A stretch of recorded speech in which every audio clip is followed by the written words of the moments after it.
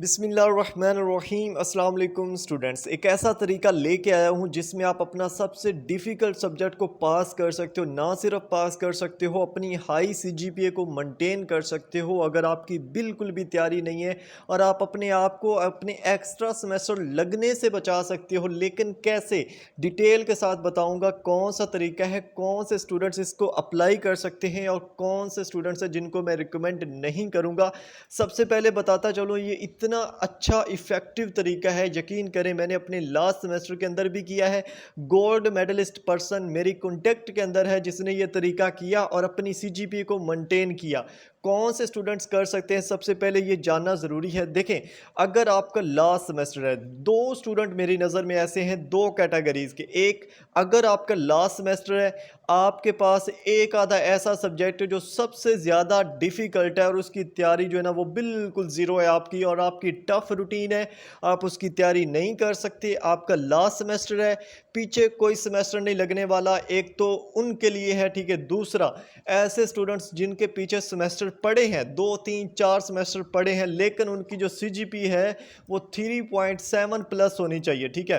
3.7 plus है या 5 plus है, 3.5 प्लस, और वो अपनी सीजीपी को मेंटेन करना चाहते हैं। उनको ये डर है कि अगर इस सब्जेक्ट का पेपर देंगे तो सब्जेक्ट के अंदर बहुत कम मार्क्स आएंगे जिसकी वजह से उनकी सीजीपी डाउन हो सकती है।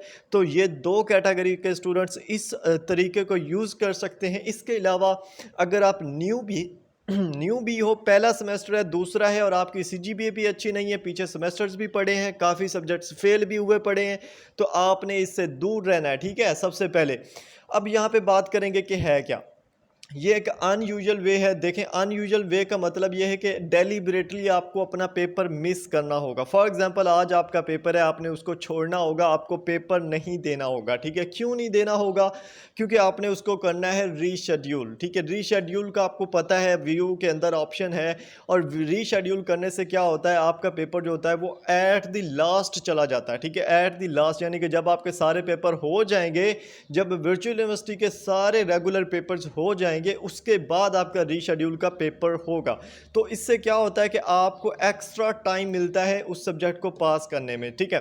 अब रीशेड्यूल बेसिकली क्या होता है ये मैं बताता हूँ, इसका नेगेटिव इफेक्ट क्या होगा, पॉजिटिव इफेक्ट क्या होगा वो भी बताता हूँ। सबसे पहले रीशेड्यूल का आपको मैं बताता हूँ। देखिए, सबसे पहले रीशेड्यूल करने के जो पॉजिटिव नेगेटिव इफेक्ट्स हैं वो समझने की ज़रूरत है। फॉर एग्जांपल, अगर आपका पेपर है 5 तारीख को और आज 4 तारीख है, ठीक है, और आप पेपर नहीं दे सकते, आपको जो मैंने कंडीशंस, दो कंडीशंस बताई हैं उनके ऊपर आप पूरा उतरते हो, देन क्या कर सकते हो, आप इस पेपर को मिस कर सकते हो, ठीक है। लेकिन इसके पॉजिटिव और नेगेटिव इफेक्ट्स दोनों हैं, ठीक है। फॉर एग्जांपल, आपने ये पेपर, पांचवा जो पेपर है 5 डेट का, ये मिस कर दिया, तो होगा क्या, होगा ये कि जो संडे होता है, आखिरी संडे, फॉर एग्जांपल अगर आपके एग्ज़ाम ख़त्म हो रहे हैं सैटरडे को, ठीक है, फॉर एग्जांपल सैटरडे को अगर पूरी यूनिवर्सिटी, वर्चुअल यूनिवर्सिटी पूरे पाकिस्तान के अंदर जो आपके एग्ज़ाम है वो 16 तारीख को ख़त्म हो रहे हैं, तो आपका जो रीशेड्यूल का पेपर होगा वो 24 को होगा, ठीक है, संडे को।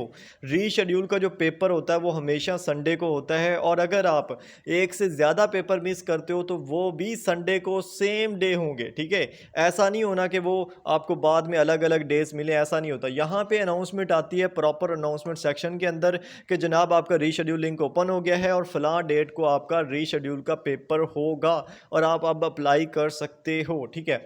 यहाँ पे एक नेगेटिव इफेक्ट मैंने आपको बताया है, आपने ये चीज़ लाजमी मद्देनज़र रखनी है कि आपने जस्ट जो मैंने कंडीशंस बताई उनके ऊपर पूरा उतर रहे हैं, और आप कोई एक सब्जेक्ट जिसको आप मिस कर रहे हो इंटेंशनली, जानबूझ के, ठीक है, तो वो पेपर आपका चला जाएगा 24 को, ठीक है। 5 का 24 को पेपर चला गया, और आपके जो दूसरे पेपर थे वो ख़त्म हो रहे हैं 15 को, ठीक है, या 16 को ख़त्म हो रहे हैं। तो उसके बाद देखिए, आपके पास पूरा एक वीक का टाइम होगा, एक वीक का टाइम होगा जिसमें आप अपना वो सबसे टफ सब्जेक्ट जो है ना कवर कर सकते हो। ऐसा सब्जेक्ट जिसमें आपकी सीजीपीए लो होने के चांसेस हैं, आपकी सीजीपीए पहले बहुत अच्छी है, ये मैं अपनी पर्सनल स्ट्रेटजी बता रहा हूँ जो मैंने अपने लास्ट सेमेस्टर के अंदर 2 सब्जेक्ट के साथ किया था।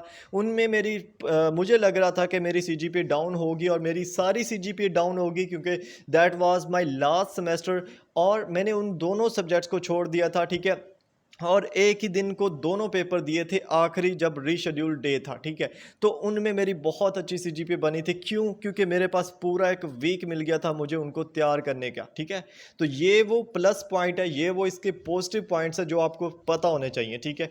अब देखें रीशेड्यूल बेसिकली होता क्या। रीशेड्यूल के अंदर आपको एक ही दफ़ा चांस मिलेगा रीशेड्यूल करने का, और उसके अंदर भी मज़े की चीज़ जो मैं आपको बताऊंगा, ठीक है। यहाँ से सबसे पहली इंपॉर्टेंट चीज़, फॉर एग्जांपल आज आपका पेपर था, आपने मिस कर दिया, तो आज ही आपको आपके एलएमएस के अंदर वो रीशेड्यूल का जो ऑप्शन है वो देखने को नहीं मिलेगा। क्यों नहीं मिलेगा? क्योंकि आफ्टर 24 हावर्स, ठीक है, एक्चुअल टाइम के, आज आपका पेपर था तो सुबह आपको एलएमएस के ऊपर आप उसको अप्लाई कर सकते हो रीशेड्यूल के लिए, ठीक है। रीशेड्यूल के लिए आपने अप्लाई कर दिया, कैसे करते हैं उसके ऊपर मैं प्रॉपर वीडियो बनाऊंगा, क्योंकि अभी रीशेड्यूल की जो अनाउंसमेंट है वो नहीं आई। अनाउंसमेंट जैसे ही आके मैं आपको बता दूंगा कि कैसे करते हैं और कब इसका पेपर होने वाला है, ठीक है। लेकिन संडे को पेपर होता है, ये कंफर्म है, ठीक है। जब आपके सारे एग्जाम खत्म हो जाएंगे उसके बाद नेक्स्ट जो संडे होगा उसको, ठीक है।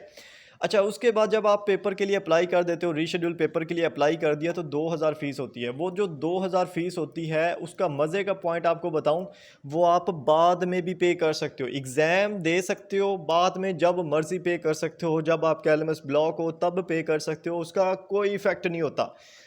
प्लस पॉइंट है, ठीक है। दूसरी चीज़, जब आप रीशेड्यूल एग्ज़ाम देते हो ना, तो वो रीशेड्यूल हो जाता है फर्स्ट, यानी कि फ़र्स्ट टाइम में, जो सबसे फर्स्ट टाइम होता है। फॉर एग्जांपल हमारा जो पेपर है, फॉर एग्जांपल रीशेड्यूल का, वो हो रहा है 24 को, ठीक है। तो रीशेड्यूल के आप जब अप्लाई करोगे तो वो 24 का जो 8 बजे वाला बैच होगा ना, मॉर्निंग वाला, उसमें वो रीशेड्यूल होगा, ठीक है। आप इस 8 बजे वाले टाइम को 2 बजे वाले टाइम में भी कन्वर्ट कर सकते हो। कैसे कर सकते हो? टिकट जनरेट करके। और ये कैसे होता है, मैं खुद किया था, यकीन करें, मेरा लास्ट पेपर था और 2 बजे के बाद का टाइम था आई थिंक, और जब मैं कैंपस गया तो वो मुझे कह रहे थे कि ये आपने जानबूझ के क्यों किया, क्योंकि उनको सिर्फ मेरी वजह से वहाँ पे बैठना पड़ रहा था इतना टाइम, ठीक है। क्योंकि पेपर जो है ना, वो जानबूझ के मैंने 8 बजे वाला रीशेड्यूल कर दिया था अगेन 2 बजे, ठीक है। सेम डे 24 को 8 वाला आप 2 बजे कर सकते हो, लेकिन कैसे? टिकट जनरेट करके। ये वाला प्रोसेस मैं जो रीशेड्यूल की वीडियो बनाऊंगा ना, उसके अंदर प्रॉपर समझाऊंगा, ठीक है।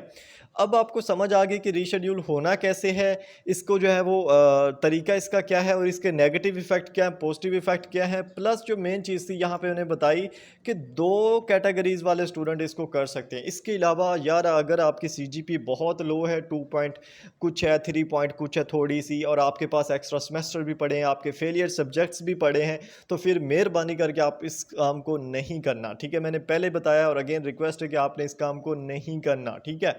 जैसे ही रीशेड्यूल की यहाँ पे अनाउंसमेंट आती है, मैं आपको बता दूंगा कि क्या होना है, कैसे होना है, ठीक है।